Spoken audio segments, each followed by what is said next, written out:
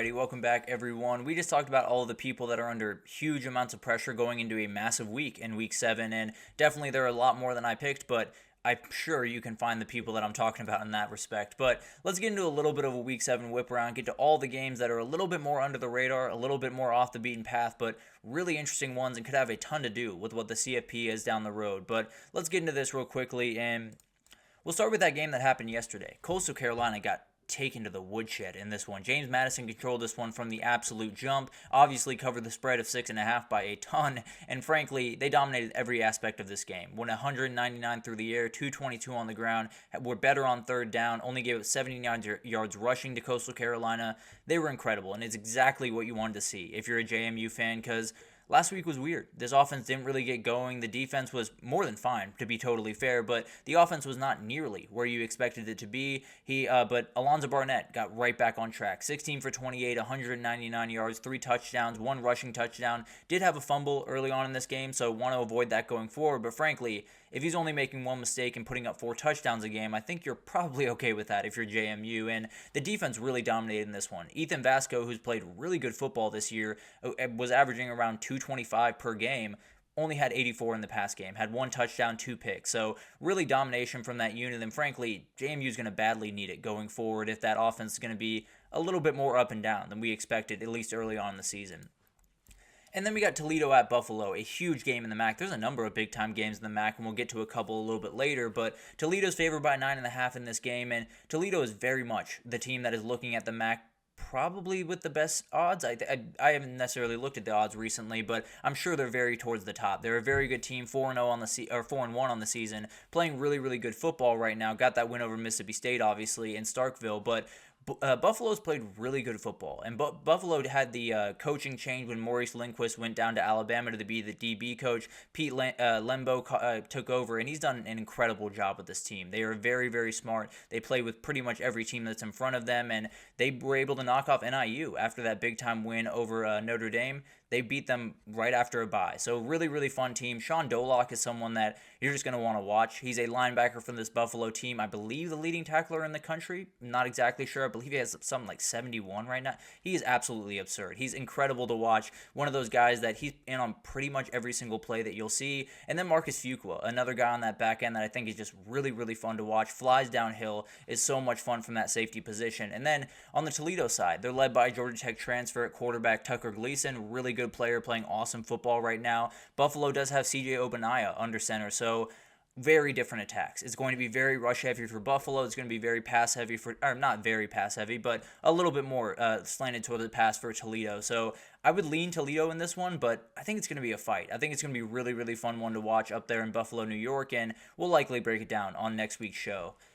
Wisconsin's in a weird place right now. I'm not really sure what that program has going forward because they were able to have a little bit of fun last weekend against Purdue because a lot of people have fun against Purdue, but the reality is you need to be able to show up in this game. Rutgers is a huge, huge test in front of you, and you had a really tough loss to Nebraska this past weekend, or a couple of weekends ago for Rutgers. And without Chez Mellusi, who is the guy that's going to be running the football for Wisconsin? Who's the guy that's going to be making those plays? Tawi Walker played really good football against Purdue. He's not going to have nearly as much room against this Rutgers team. It'll be interesting to see how they can handle it. I just think Wisconsin needs one of these wins. They need a win where they go on the road, they're a little bit of an underdog, they get a really gutty win, because I think Luke Fickell's just got to prove to those fans that he has something going forward. He has a little bit of juice going forward, and right now, doesn't seem like they have a lot. I will take Rutgers in this game, but maybe Wisconsin just has that back up against the wall type mentality, and they come out swinging on Saturday. And then we have an interesting one. Purdue against Illinois, going to Illinois. One of those things where Purdue has been the punching bag for this Big Ten for thus far this season, and I expect it to continue throughout the rest of the season. But the reality is Illinois has a ton of momentum. Could this be the point where a lot of this kind of falls apart? Because frankly, I think we're all kind of waiting for the other shoe to drop on a lot of these big-time teams that are either undefeated, have one loss, and are hanging out in the top 25. I think Illinois is a great team. No two ways about that. I frankly think they're going to win this game. The reality is this has kind of been the moment for a lot of Illinois teams where a lot of this kind of comes crashing to the ground. Not necessarily that they've been this good in past years, but the reality is there's been a moment in a couple of these seasons in the past little bit where Illinois has some momentum, they're playing pretty good football, and then they run into a team that they very well should beat, and they just don't. So they're going to have to be able to execute in this day. They should be able to win this game very, very comfortably, but maybe this one sneaks up on them a little bit more than we're thinking right now. Going back to the MAC, a huge game here, and frankly, this might be my two favorite teams to win this conference, particularly Bowling Green, but a really, really fun game here, and if you want to watch really elite players, go to this game. Ontario Brown, the running back for Northern Illinois, is absolutely incredible, pretty much won them that Notre Dame game, to be totally honest. And then Bowling Green, Harold Fannin, in my opinion, is the very best tight end in the entire country. He's absolutely incredible. I expect him to be very, very high in the draft boards coming in the spring, but as of right now, both these teams very badly want to win a title in the MAC, and I'll take Bowling Green here. It's going to be very, very close, a really fun fight, but I'll take Bowling Green. I think they're absolutely elite in every sense of the word, and I think they're probably my favorite in the MAC thus far.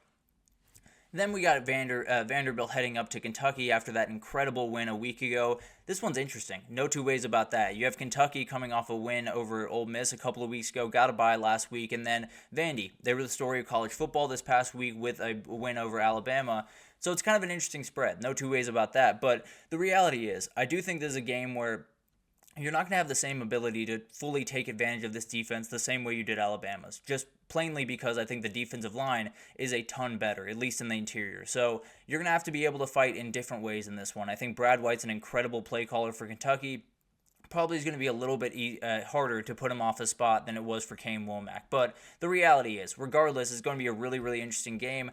I like Diego Pavia a lot. I think I'm going to pick Kentucky in this game. I think it's going to be a really interesting one to see what Vanderbilt's about. Maybe they show up in a big way. And maybe we're on here on Monday thinking about Vanderbilt as a real team in the SEC. But as of right now, I do think Kentucky gets this one done. I think Brock Vandagriff is slowly finding himself. Not playing elite football by any means, but in that Ole Miss game, made a number of throws that were absolutely huge, including that downfield one to Byron Brown. So,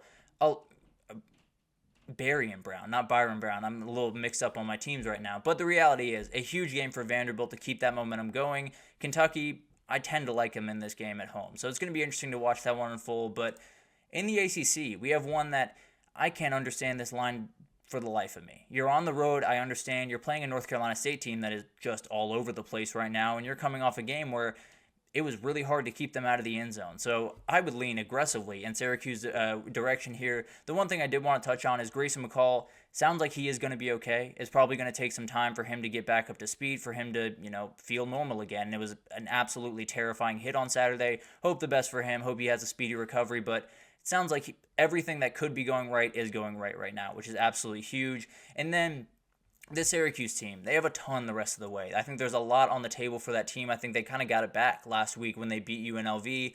And now you got to continue. You got to win those ACC games. You got to give yourself a shot in those big-time games down the road. And they should be able to win this one. I feel pretty confident in that.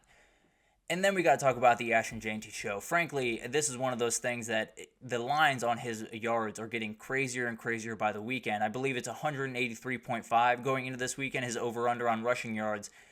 I would take the over. I'll be totally honest with you guys. I think this guy is absolutely incredible. Hawaii is okay against the run, giving up 142 per game, but frankly, I don't know if it all that much matters. If you're playing Ashton Jeanty, you could have as many guys in the box as you possibly wanted. I think he's actually second in the conference. It's a stat I'm going to get wrong, so I won't say it. But the reality is, even when you stock the box, even when you have every single formation you could possibly think of, this guy's going to score the ball. He's absolutely incredible, and frankly, I will peddle the Ashton Jeanty propaganda as long as I possibly need to. This guy's absolutely incredible. Stay up to watch this kid. Frankly, we get to see him and Travis Hunter at the very same time. We get to see the two guys that are by far, in my opinion, the favorites for the Heisman Trophy at the same time, at late at night. It's going to be absolutely incredible, and I think Ashton Jeanty's going to put on an absolute show in this game, if I'm being totally honest. But it's going to be an incredible weekend. I think we put so much energy into the big-time games, and frankly, I'm doing the exact same thing. So I'm not going to shun anyone for doing that, but the reality is a lot of really good games around the country and a lot of games that are going